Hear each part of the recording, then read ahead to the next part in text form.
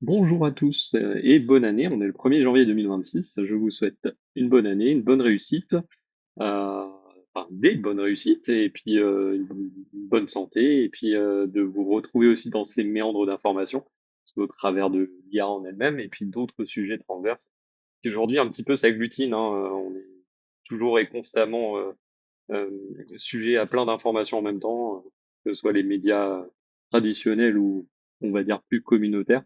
Donc voilà, je vous souhaite une merveilleuse année.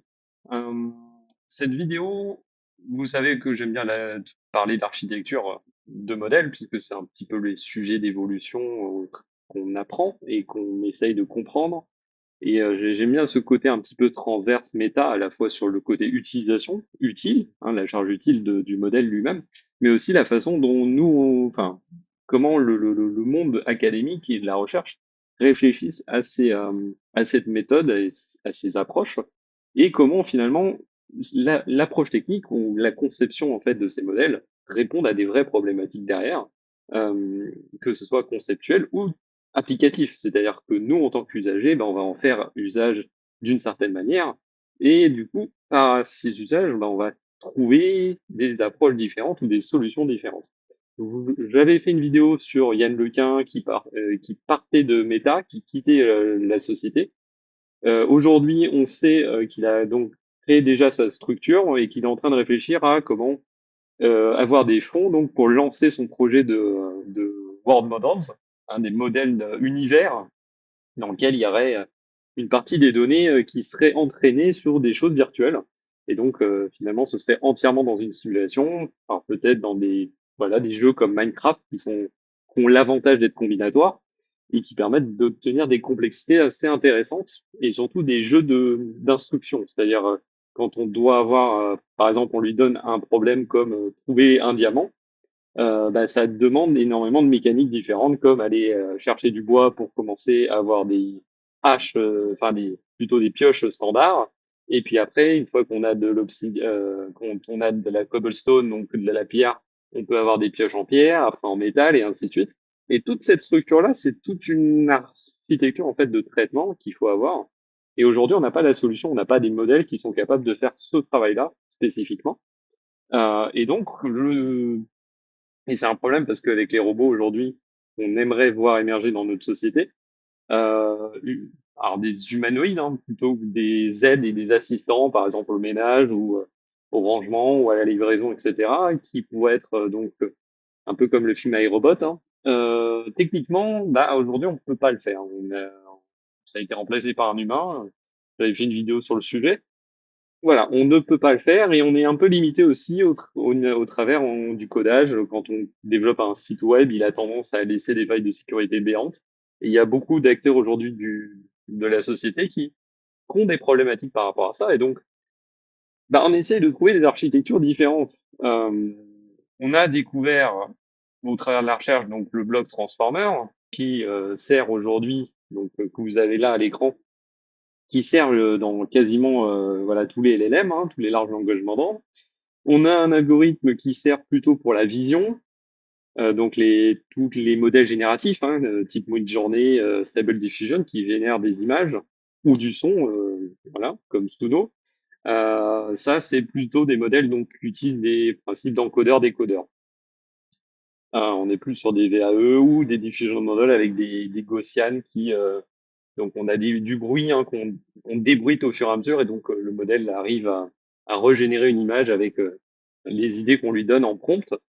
Euh, on a découvert ça et puis ensuite quand on associe les deux, ben, on se rend compte qu'on peut faire aussi un, un modèle de vision, vision donc un VLM, hein, Vision Large Model. Donc on a un image encodeur qu'on retrouve ici dans les images, les modèles génératifs, et puis on a le type LLM plutôt qu'on retrouve ici dans les encodeurs décodeurs textuels.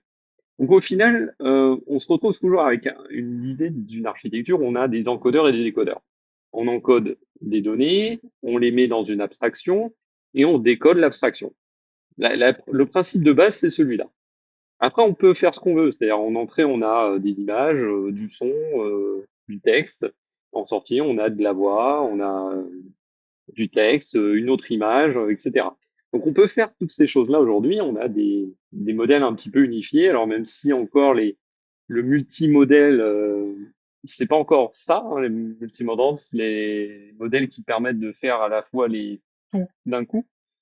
C'est encore un peu lourd et ça demande énormément de ressources à exécuter. On reparlera dans une autre vidéo sur l'économie de l'IA actuelle qui est dramatique avec la RAM qui a explosé au terme de prix, pour vous expliquer un peu la mécanique derrière de l'optimisation. Mais en fait, de ce point de vue-là, hein, on a des briques élémentaires. De l'autre côté, on a des objectifs, générer du texte, générer des images, générer de la voix, voilà. Et de la même manière, en entrée, on a des objectifs différents, d'écouter, d'interpréter une voix humaine, je sais pas, de détecter une image médicale. Donc tout ça, finalement, on peut voir ça comme deux éléments distincts. On a un bloc de cubes un peu type Lego qu'on peut assembler comme on le souhaite, et on a des données en entrée en sortie qu'on va essayer d'assembler avec cette structure-là, cette architecture-là. Et quand on a cette architecture-là, on va l'entraîner, on va obtenir des poids. Donc ça, c'est encore un autre ensemble qui est les données d'entraînement. Comment comment le modèle a appris finalement. Donc après, on a trouvé des variantes comme par exemple le World Model. Donc là, le World Model, voici l'architecture. Donc là, on a un côté vision, on a de la mémoire, on a des contrôleurs, donc on va utiliser d'autres briques et on va les assembler d'une autre manière et on va pouvoir composer ce World Model. Après, derrière, il y a tout le schéma aussi d'apprentissage, c'est-à-dire que la façon dont on apprend un LLM n'est pas la même que, évidemment, un modèle de diffusion ou un World Model. C'est ça qui fait un petit peu le changement entre les types de modèles. Et aujourd'hui, on a un gros problème, on aimerait avoir une AGI, c'est-à-dire un modèle qui fasse tout. Un peu la formule magique, on met tout ce qu'on veut en entrée, on met tout ce qu'on attend en sortie, on lui donne des blocs élémentaires et il se débrouille en fait pour avoir une structure qui fonctionne. Est-ce que pour l'instant, on l'a trouvé? Non. Là, la réponse est non, littéralement, on ne l'a pas trouvé. Et on l'a pas trouvé parce il y a un peu tous les chercheurs qui travaillent sur différentes architectures pour essayer de trouver ce qui permettrait de faire ça. Et on n'a pas la solution. On a par exemple trouvé aussi Mamba, hein, une architecture plus low cost qui permet de faire ce que fait un transformer. Pour rappel, un transformer, ça permet ainsi, il y a un processus d'attention, c'est-à-dire qu'il a une attention particulière sur certains éléments, sur certaines données transverses qu'on lui donne en contexte. L'objectif dans tout ça, c'est toujours d'avoir une conscience, une intelligence contextuelle. L'intelligence contextuelle, c'est vraiment le principe de base. Mais il existe d'autres types d'intelligence, hein. Par exemple, l'intelligence communautaire qu'on retrouve par exemple dans les fourmis. Donc on retrouve voilà dans beaucoup d'animaux, les abeilles, les fourmis. Euh, c'est ce travail un petit peu il y a besoin de moins de neurones. Hein. Dans une fourmi, il y a très peu de neurones, mais c'est suffisant pour après faire de l'intelligence collective et donc collective, communautaire, hein, regrouper ces intelligences et l'ensemble de point de vue macroscopique, c'est-à-dire quand on analyse une fourmilière ou une ruche, on voit une forme d'intelligence qui émerge de ça. De la même manière que quand on s'est quand comment dire GPT-3 est sorti en 2022, mais même avant, puisque quand GPT-2 est sorti en 2017-2018, hein, un petit peu sur un plan de bascule de cet ordre-là, on a commencé à voir émerger cette intelligence contextuelle. Et c'était finalement une émergence. C'est un truc qu'on n'a pas codé directement. C'est quelque chose qui est apparu euh, d'un point de vue macroscopique. Qu'on peut pas simplement identifier avec un critère. C'est-à-dire, on peut pas dire ça, c'est intelligent contextuellement. Et c'est pour ça qu'on fait des benchmarks pour évaluer les modèles entre eux et les comparer. Voilà, grosso modo, un petit peu l'état de l'art aujourd'hui, state of art, de ce qui existe en fait. Comme on a voilà plusieurs écosystèmes pour les Llama, pour les Qwen, les Small LM, les DeepSeek, voilà, plein d'autres trucs. On a même un modèle qui est open source, full open source, qui s'appelle Olmo, et j'en profite pour vous le présenter, parce que dessus il y a la même façon d'approche de DeepSeek sur l'entraînement des modèles. Mais surtout, en fait, il y a tout. Il y a les données et il y a la structure. Je crois que c'est au-dessus, vous avez ici, vous pouvez télécharger les poids, vous pouvez télécharger, chatter avec le modèle, vous pouvez voir le code source, donc de l'architecture, ou vous pouvez interagir avec l'API. Si vous descendez un peu, donc vous voyez toute l'architecture ici, et à chaque fois, il vous propose de télécharger les données, le modèle qui correspond. C'est très bien fait, donc tout est open source. C'est vraiment le seul modèle où C'est le modèle ou parce qu'il y a des modèles comme Yama qui sont open source, mais les données, les datasets sont pas vraiment visibles. Ils utilisent plein d'autres données, etc. Là, ils offrent la possibilité de voir toutes les données qui ont été entraînées et de le reproduire chez soi. Et je trouve cette initiative enfin, absolument merveilleuse en fait dans le monde de la recherche et de l'open source. Donc c'est pour ça que je voulais le mettre en avant à ce moment-là. Euh, mais il y a quand même un problème par rapport à tous ces modèles-là, c'est que donc euh, on n'a pas d'AGI, on n'a pas un modèle qui a qui a une vraie mémorisation, qui est capable d'être entraîné en continu, euh, qui infère réellement de connaissances qu'elle a acquises. Ça demande énormément, ça consomme énormément d'énergie. Euh, et on est toujours dans la volumétrie, c'est-à-dire que les modèles n'ont pas arrêté d'augmenter de taille. Et des fois, on revient un petit peu à la normale et on essaie de les réduire. Donc, on fait des tiny models, hein, des modèles plus petits, soit qui ont été entraînés pour un modèle plus petit, soit qui sont par simplification. On les quantifie, on les réduit en taille, on les réduit avec différentes stratégies. Et ça me donne des modèles 4B, 8B, 11B, alors que des modèles initiaux font du 32B, voire plus, 128B par exemple. Donc des milliards de paramètres, hein. Donc tout ça, c'est des problématiques qu'on a au quotidien. On a également les problèmes d'hallucination encore et du code quand on développe, par exemple, on a du code qui est faillible, etc. Et il n'y a pas de courbe d'apprentissage, c'est-à-dire qu'à chaque fois qu'on a un modèle, on doit le réentraîner à chaque fois. Même si, bien entendu, on peut lui redonner des nouvelles données, hein, c'est le cas, par exemple, il le montre avec Olmo, c'est-à-dire qu'on a un modèle de pré-entraîné et qui comprend le langage humain. Après, on a un middle training qui, lui, va essayer de rajouter des connaissances générales et un long contexte qui va essayer d'améliorer la qualité de base du modèle. Donc, on a voilà, un Olmo 3 base avec euh, des premières séquences intelligentes qui font que le modèle est utile et efficace. Et après, on va rajouter des instructions de réflexion, hein, les chain of thought, pour le modèle thinking, où l'IA, le modèle va raisonner par lui-même. Donc, il va faire des séries d'instructions tout seul et il va sortir un résultat. Et après, les instructions, donc c'est plutôt le côté chat ou pour l'industrie commerciale, c'est-à-dire automatiser des process, etc. Donc, on va lui apprendre en fait à utiliser un logiciel en particulier ou des instructions en particulier qui vont lui servir comme méthode d'action. C'est-à-dire qu'il va pas simplement parler, il va aussi exécuter derrière des machines qui vont avoir une action réelle, physique finalement. Donc on arrive à faire tout ça, on arrive à faire toutes ces choses, mais c'est toujours sensible à la casse, c'est toujours sensible à un risque où le modèle n'est pas bien entraîné, et puis c'est très coûteux, ça demande beaucoup de GPU, aujourd'hui de RAM, et demain ça va peut-être coûter beaucoup en TPU, donc en cartes qui sont intégrées, en cartes qui sont pensées pour. Et donc la question est peut-être de revenir au fondamental. Qu'est-ce qu'on attend de cette recette de cuisine, d'une vraie IA, d'un vrai modèle d'IA, qui aurait une intelligence, pas simplement contextuelle, qui aurait peut-être une conscience, ou en tout cas qui permettrait d'approcher des meilleures performances pour tout un tas de types de problèmes différents. Donc là, j'ai eu l'idée d'échanger avec Claude pour essayer de construire un peu une recette de cuisine. Alors voilà, de base, ce qui est marquant, on va dire, dans l'évolution de l'IA, c'est quand même 2022 avec GPT-3, le GPT-3 Moment. Et donc, c'est important à ce moment-là de revenir à ce moment de l'histoire. Donc, le premier élément, évidemment, c'est les données, des données qui sont filtrées, nettoyées, dataset creation. La tokenisation pour pouvoir morceler les idées. Ça, c'est deux ingrédients qui sont essentiels. Ensuite, il y a l'architecture. Donc, l'architecture transformer avec le multi-head attention, où l'idée, ça va être d'aller taper sur les patterns, essayer de comprendre les patterns qui sont internes aux données, donc au contexte. Ensuite, on rajoute le positional encoding, c'est-à-dire que chaque élément du contexte va différer en fonction de sa position dans le contexte. Une phrase qui va être dite d'une certaine manière ne voudra pas dire la même chose que dans un autre sens. Donc la lecture est importante.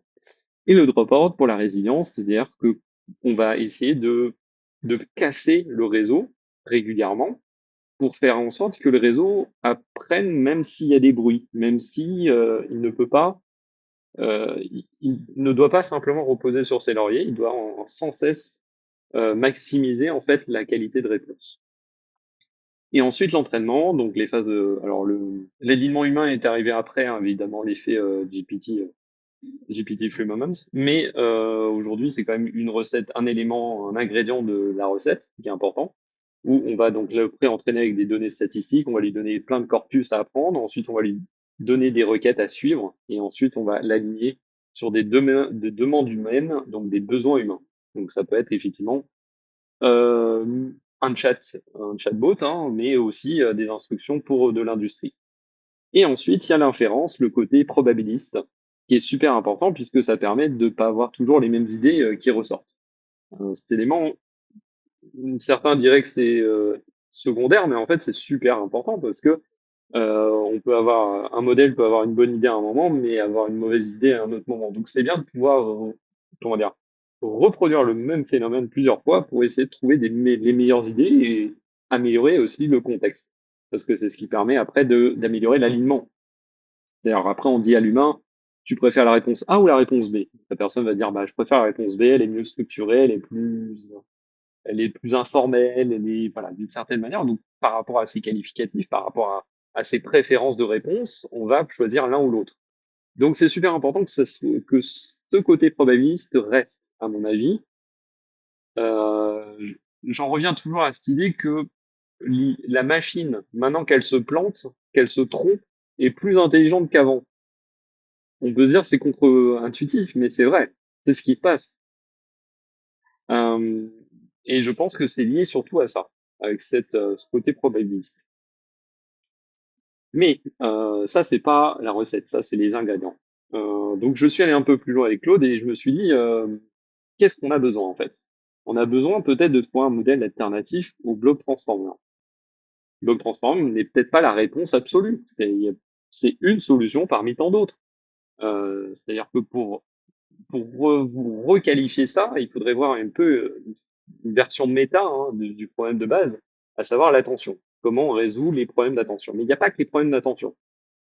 Parce que attention, c'est au sens large, c'est on va essayer de trouver les éléments les plus importants, on va essayer de décrire les problématiques posées, on va essayer d'aller chercher la donnée qui résout la problématique posée, etc., etc. Mais finalement, voilà, imaginons un plan de problème, un plan P, un plan P de problème qui correspond, dans lequel il y aurait toutes les solutions possibles. Et dans ce plan P, on trouve le bloc transformer. Le bloc transformer répond à une problématique, à la problématique du plan P. L'objectif, c'est d'arpenter ce plan P pour trouver une autre solution, une solution S, une solution alternative. Une solution qui répondrait aux mêmes critères que T, que transformer, mais avec peut-être d'autres approches et peut-être résoudrait des problèmes qu'on a aujourd'hui. Donc voilà, les 8 critères que Claude m'a sortis et que je trouve pertinents. Donc le context dependent representation, donc representation, donc un même token devrait avoir des représentations différentes selon le contexte. Voilà, banque rivière, banque banque. C'est ce que l'attention fait bien, mais peut-être pas de manière optimale. Voilà. Ensuite, la selective information extraction, donc filtrer le bruit, garder le signal pertinent, pas juste regarder tout mais ignorer intelligemment, ça c'est super important. Ça évite qu'effectivement il y ait certains éléments qu'on peut omettre hein, techniquement. Il n'y a pas besoin de tout incorporer dans la réponse, bien entendu. Hierarchical, hierarchical abstraction, donc l'abstraction architecturale, capturer les patterns à différentes échelles, à différents niveaux, passer du mot, de la phrase au paragraphe, au document. Donc l'attention est flat, elle ne structure pas naturellement cette hiérarchie. Ensuite, le dynamic capacity allocation, donc allouer plus de compute, de puissance de calcul en fait aux parties difficiles. Donc certains tokens positionnent méritent plus d'attention que d'autres. Et les early exits, adaptative computation time. Donc quand quelque chose, donc là on revient un petit peu à l'idée des mixture of experts, c'est-à-dire qu'on a plusieurs experts qui sont au même niveau et on va choisir le meilleur expert. C'est un peu comme si on avait plusieurs modèles qui répondaient à différents besoins et on va prendre le modèle qui répondrait mieux à la requête posée. Et donc quelque sorte, on n'active pas tout le réseau, on active que la partie du réseau qui nous importe pour la problématique donnée. Donc ça, c'est super important, cette allocation dynamique. des performances, c'est super important et justement un départ aussi, une sortie plus tôt, moins tardive pour pouvoir répondre directement à l'utilisateur quand il n'y en a pas besoin. Par exemple, des fois, l'IA répond, donc, par exemple Claude ou ChatGPT, ils font un long paragraphe alors qu'on n'a pas besoin, on veut une réponse courte. Donc ça, c'est super important aussi de garder cette capacité-là. Donc il y a le côté aléatoire, mais il y a aussi cette notion d'early exit qui est importante. Ensuite, la relational reasoning, donc le raisonnement relationnel, où l'idée c'est de comprendre des éléments des relations entre entités. A est pair de B, B est pair de A. C'est aussi tout ce qui, bah, je reviens avec les world models, hein, le fait qu'il y ait des causes à effet. On fait quelque chose et ça provoque telle chose. Donc voilà, c'est important. Mais attention, capte les corrélations, pas nécessairement les relations causales. C'est les deux. Donc ça peut être soit une relation interdépendante, soit une causalité, une cause à effet, une relation entre deux idées ou une similarité entre des idées. Ouais. Ensuite, le memory and retrieval, donc stocker et récupérer de l'information efficacement. Et ça a aujourd'hui un gros gap avec les LLM actuels. L'attention, donc une mémoire éphémère dans le contexte. Le problème, c'est ça. Il faudrait quelque chose d'un petit peu plus, comment dire, avec plus de conviction. C'est-à-dire que le modèle n'a pas toujours assez de conviction. On y arrive avec le fine-tuning, mais c'est très difficile d'être sûr qu'il a vraiment cette conviction-là. Et on l'a vu avec dans une vidéo où je montrais que Claude allait à l'encontre de ses créateurs, et il était prêt à tricher en fait au test de benchmark lors de l'entraînement. Eh ben, c'est un problème. C'est-à-dire que nous, ce qu'on attend du modèle, c'est qu'il soit pertinent, mais pas dans le sens où il va tricher au scoring, au score qu'on lui donne, mais bien à l'intention derrière des données et des connaissances. Invariance et incovariance, donc la robustesse aux transformations, permutations, translations, et le positional encoding est un hack pour, voilà, le positional encoding est un hack pour briser la permutation d'invariance. Parce qu'effectivement, il y aurait peut-être possibilité de trouver une structure dans laquelle les éléments puissent être comprises de manière transverse beaucoup plus facilement, tout en n'omettant pas le sens d'une phrase ou le sens d'un contexte. Sparse and structured processes, donc beaucoup de relations sont structurées, syntaxe, graphe de connaissances, et l'attention dense et wasteful pour ces patterns. Parce qu'en réalité, le problème, c'est que les blocs transformers, quand on les exécute, ça exécute toutes les données, en fait. Enfin, ça maximise les relations. C'est un peu comme si on calculait toutes les distances entre les éléments et après on dit, il y a ça qui m'intéresse, il y a ça qui m'intéresse. Et du coup, pourquoi on calcule tout? On n'a pas besoin des autres informations. Donc on perd énormément en puissance de calcul juste à cause de ça. J'avais parlé hein, des optimisations dans une vidéo où on essayait justement de garder un cache de chaque relation pour que dès qu'il y a un nouveau token qui apparaît, on reprenne le cache, on rajoute ce nouveau token et ça recalcule l'attention. Donc comme ça, on gagne effectivement en performance. Mais c'est qu'un fixe en fait d'une problématique plus fondamentale que l'architecture ne résout pas. Bon, bien évidemment, il y a d'autres problématiques, hein, bien sûr. Là, c'est quelques exemples d'effets que permet le bloc transformer. Euh, Ce que soulignait Yann Lequin dans sa vision de World Model, c'est aussi le fait que on lui donne aujourd'hui des données synthétiques textuelles et pas assez d'images dans lesquelles il peut interagir, avec lesquelles il peut tester, il peut se faire une idée.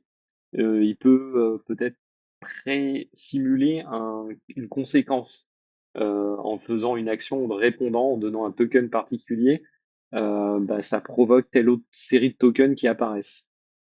Et ça, le seul moyen de le faire, c'est effectivement d'arriver dans une simulation ou dans le monde réel, mais avec une architecture qui soit beaucoup plus polyvalente. Et donc fondamentalement, qu'on revoie l'architecture telle qu'il est aujourd'hui. Euh, quand je disais qu'effectivement il fallait séparer le côté brique et objectif, on peut très bien faire un LLM avec d'autres briques. Pas cette architecture-là qui est, voilà, on peut utiliser du Samba, on n'est pas obligé. Cette architecture-là, Samba, Mamba, on peut le réutiliser plutôt que l'architecture Transformer. Et on en fait un LLM aussi. Euh, pour faire de la vision, on utilise un peu les deux inspirations, encodeur-décodeur et l'idée des blocs transformers. Mais en fait, on peut interchanger des blocs, donc ça veut dire qu'on peut créer autant d'architectures qu'il y a de blocs disponibles. À chaque bloc, on va obtenir un rôle spécifique et quand on les assemble, bah, ça donne un modèle spécifique. Ça donne un modèle qui va répondre à la problématique donnée. Donc on est assez libre en fait d'un point de vue architectural. La limite fondamentale, je pense, c'est que bah, on est quand même sujet à des blocs qui marchent entre eux et il y a des blocs qui répondent à des problématiques que d'autres blocs ne peuvent pas résoudre. Par exemple, Mamba. Mamba, c'est une alternative au Transformer, mais il a des problématiques. Donc, il améliore la rapidité, mais par contre, il est très mauvais sur la distance, c'est-à-dire contextuelle. C'est-à-dire que des mots dans un contexte de 4000 tokens, bah, ça sera plus efficace. Imaginons, hein, vous avez un token à la première ligne et un token à la dernière ligne. Si vous êtes dans le cas d'un LLM avec des blocs transformers, ce sera il aura une capacité en fait de comprendre la relation entre un token qui est au début et un token qui est à la fin. Hein, c'est comme ça qu'on évalue aussi quelle est la taille d'une fenêtre de contexte. On regarde en fait s'il était capable et l'analyse réelle, hein, c'est-à-dire on dit souvent qu'il y a des modèles qui font 4000 ou 16 000 tokens dans la fenêtre de contexte, mais dans la réalité, il y en a beaucoup moins. Il y a certains modèles où ils annoncent 16 000 et en fait, au bout de 8 000 tokens, il est perdu le modèle. Il comprend plus rien, il oublie des détails importants, etc. Donc c'est super important d'évaluer effectivement la fenêtre du contexte. Et on se rend compte qu'avec Mamba, bah, il est très mauvais, très très mauvais. Il est plus rapide qu'un bloc transformer, mais il est très mauvais pour analyser ces données, ces tokens qui seraient transverses, hein, qui seraient à un endroit au début et à un à la fin. Donc pour résoudre ce problème-là, il y a certainement des blocs qui seraient moins, qui demanderaient moins d'énergie, moins de consommation d'énergie à exécuter que les blocs transformers parce que ça prend toutes les données, donc qui seraient peut-être aussi rapides que Mamba, mais avec cette capacité de pouvoir relier des tokens qui sont éloignés les uns des autres. Euh, donc la recherche aujourd'hui est encore continue, bien sûr. Il y en a qui s'intéressent au spiking mordant. Donc c'est donc l'idée que on reparte en principe des réseaux de neurones, parce qu'aujourd'hui les blocs transformers c'est plus des réseaux de neurones, hein. On est sur quelque chose, un modèle mathématique un peu à part, qui résout le problème à travers des suites d'opérations matricielles. Et peut-être qu'une solution intermédiaire, ce serait d'arriver à des réseaux de neurones plutôt, de revenir à cette notion de réseau de neurones avec propagation, avec une capacité où les neurones actifs vont avoir une importance plus capitale dans le traitement qu'on l'a aujourd'hui. Aujourd'hui, c'est vraiment des séries mathématiques qu'on va altérer progressivement, avec donc des équations de rétropropagation, mais peut-être qu'il y a d'autres solutions, peut-être qu'à côté de ça, il y a d'autres approches.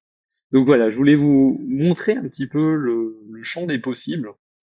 C'est plus une vidéo, hein, côté philosophique hein, du terme, c'est revenir effectivement à des architectures qui répondent à des problématiques données, des problématiques techniques données, qui aujourd'hui sont compromettantes, compromettent l'efficacité des modèles actuels, mais qui seraient pas si éloignées de la recherche actuelle. Parce qu'aujourd'hui, on a des blocs qui s'accumulent, on a des propositions différentes qui s'accumulent avec des papiers de recherche qui proposent des alternatives possibles et fonctionnelles. J'ai pas évoqué le sujet, par exemple, du masking, hein. On peut masquer des tokens et du coup, on a un feedback, un rollback qui apparaît. Je ferai une vidéo sur l'avancée sur ArcPrice 2, puisqu'effectivement, l'équipe qui a gagné, qui a gagné, ils ont atteint les 30% sur le benchmark. 30%, donc on est très loin de l'AGI, comme on envisageait avec ArcPrice 2. Mais par contre, ils ont proposé une solution justement de backtracking avec le système de masque. Donc ça montre bien que le modèle LLM actuel qu'on a avec ChatGPT, Claude ou Gemini ou autre ne répond pas à toutes les problématiques et ne permet pas réellement un raisonnement. tel qu'on aimerait qu'il fasse. Et toutes ces limitations de mémoire, d'apprentissage, d'énergie, de consommation énergétique, bah, aujourd'hui, posent problème et limitent le développement de l'IA. Après, d'un point de vue économique, il y a bien entendu d'autres problématiques. Il y a des problématiques financières qui se résout parce que il y a beaucoup d'acteurs qui investissent massivement. Il y a des problématiques de concurrence entre la Chine, l'Occident, euh, l'Europe, même si l'Europe est un peu en retard à ce niveau-là, et le Moyen-Orient aussi qui a un petit peu de retard. Je parle des Émirats arabes qui ont un peu de retard. Et je parle du modèle Falcon par exemple. Ou la Russie, mais la Russie, elle est dans son environnement, elle est un peu isolée en ce moment à cause de la guerre en Ukraine. Mais je referai une vidéo sur ces enjeux géopolitiques, notamment au niveau des puces et la consommation, hein. On est plus sur de l'hardware que du software. Donc là, je parlais plutôt côté software. Même si juste une bonne annonce, nouvelle annonce de fin d'année qui est cool, c'est que Tensor, donc Torch, pardon, Torch, le framework Torch qu'on utilise aujourd'hui dans tous ces modèles pour intégrer tous ces modèles-là en Python, vient d'être démocratisé pour fonctionner avec du TPU, donc les Tensor Process Unit, donc avec des unités de calcul qui vont être plus spécialisées. On aura moins de pertes au niveau des calculs matriciels. Aujourd'hui, on utilise les GPU, mais les GPU font plein d'autres choses. Ils ne font pas que des calculs matriciels. Et là, avec cette méthode de TPU, l'objectif, c'est de faire que des calculs matriciels. Donc, on va gagner énormément en performance. Et le vraiment game changing absolu, c'est que les puces de Google qui sont des TPU, vont être adaptables facilement avec le langage Torch aujourd'hui. Donc ça s'appelle Torch TPU, qui est l'approche directe du langage. Donc on va pas modifier le code, ou très peu, des modèles actuels pour le faire fonctionner avec ces nouvelles puces, qui seront plus rapides, moins consommatrices d'énergie, mais qui seront pas là pour l'entraînement, qui seront là que pour l'inférence. Donc, quand on demande une fois entraîné, quand on lui demande de répondre à quelque chose, ce seront certainement les puces de demain dans nos ordinateurs. Et c'est une bonne nouvelle parce que bah, ça fait une alternative au GPU et à Nvidia. Voilà. On reparlera certainement de tous ces sujets-là. On va voir aussi l'évolution en 2026 des World Models, comment ils vont évoluer, ou des Spiking Models qui vont peut-être proposer une alternative décente au modèle. En tout cas, il y a de plus en plus de gens qui se disent autant se repositionner sur quelque chose qu'on avait compris avant et peut-être maintenant voir avec des formules qu'on connaît, des ingrédients qui fonctionnent, parce que maintenant on a une recette de cuisine qui marche avec des ingrédients qui fonctionnent et qui sont déjà disponibles. Je parle de Olmo par exemple, qui est accessible à tout le monde, bah, permettrait effectivement de faire un modèle peut-être plus efficace, plus efficient, avec moins, qui consomme moins, qui soit plus petit que des modèles actuels qu'on utilise avec Gemini ou Claude ou ChatGPT, et qui soit finalement qui répondent à ce gap de performance qu'on attend d'un modèle d'IA. Voilà, j'espère que ça vous a plu. N'hésitez pas à poser vos questions. Je l'espère ne pas être aller trop dans le technique. J'ai essayé de faire un petit peu des deux, parce que moi j'aime bien de étudier vraiment l'architecture de tout ça et vraiment vous expliquer les besoins essentiels auxquels on réfléchit quand on est chercheur et quand on étudie ces sujets-là. Même si moi je suis pas à développer des modèles, enfin si, mais des modèles plus petits, pas de cette taille-là, et finalement ça m'intéresse pas faudrait que je sois dans une entreprise en fait pour que ça ait un intérêt. Faut qu'il y ait un retour sur investissement. Euh, mais non, j'ai d'autres convictions aujourd'hui, mais je développe si des modèles, mais pas pour ces objectifs-là. Ceci étant, je trouve le sujet méga important parce que la société actuelle telle qu'on le vit, et c'est bien d'expliquer aux gens comment ça marche fonctionnellement et quels sont les besoins et les objectifs prévus. Après, les usages, bah, ça met du temps à arriver, mine de rien, les usages. Là, on est capable de faire de la vidéo. Moi, ce que je vois en bataille sur les réseaux sociaux, c'est des vidéos à la con, générées par IA, alors qu'on pourrait très bien faire des films d'animation et des trucs comme ça cool. Et j'en vois très peu finalement. J'ai en tête aujourd'hui de faire un truc en 2026, justement. J'ai une, ça sera, je vais pas faire une annonce là, mais euh, vous verrez. Je vais essayer de faire quelque chose. Si j'arrive effectivement à structurer ça, je vous ferai une annonce officielle en fait. où ça serait une vraie vidéo, hein, une vraie vidéo avec, fait entièrement en IA et ça sera pas caché. Mais derrière, l'histoire sera, bref, je vais pas avancer plus le sujet, mais c'est quelque chose voilà qui serait intéressant. À voir si parce que j'ai plein d'autres trucs aussi en tête. Faut aussi que je revoie mon entreprise, en tant que freelance. Donc voilà, il y a plein d'autres sujets en vie personnelle, vie professionnelle qui vont rentrer en ligne de compte pour l'année 2026. Mais il y a aussi toute la recherche évidemment en IA qui est transverse à ma vie et qui me donne un peu du fil à retordre parce que j'aime bien étudier tous ces sujets-là et faire de la veille là-dedans. J'espère en tout cas que ça vous plaît et, euh, et je vous souhaite une très bonne année encore et à bientôt pour la suite.